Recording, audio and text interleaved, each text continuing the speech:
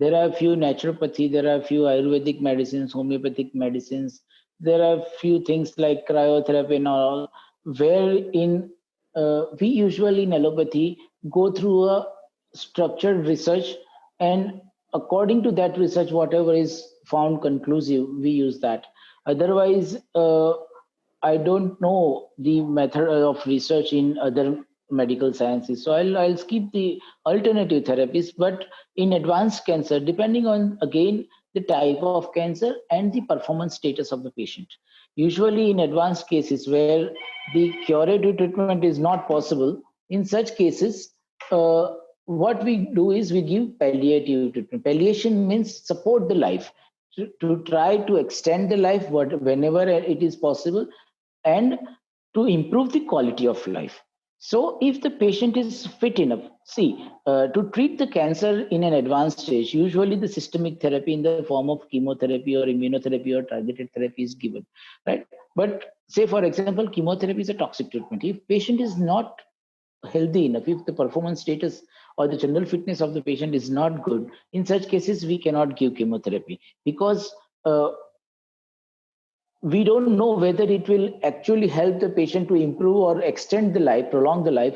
But because of the side effect of the patient, of the chemotherapy, the patient's quality of life is disturbed. So we have to take a decision in a balanced manner how we can go ahead with. Say, for example, if the patient is having, say, for example, stage 4 breast cancer. Right, in stage 4 breast cancer, it is again an advanced cancer of terminal variety where cure is not possible, but there are a number of options of treatment, and even in the terminal stage the lifespan is reasonably good. The average lifespan is around 2 to 2.5 years, which is good enough. So in such patients we go aggressive.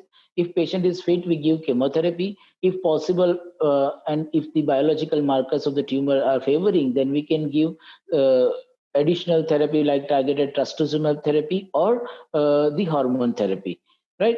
So, say, for example, patient is having, again, I'll take the example of breast cancer only, in which, say, for example, patient is having metastasis in the bones, say spine or a hip bone or a weight-bearing bone is having spread of cancer. In Right. such cases, there is a lot of pain to the patient. So we have to palliate the patient in the form of painkillers also.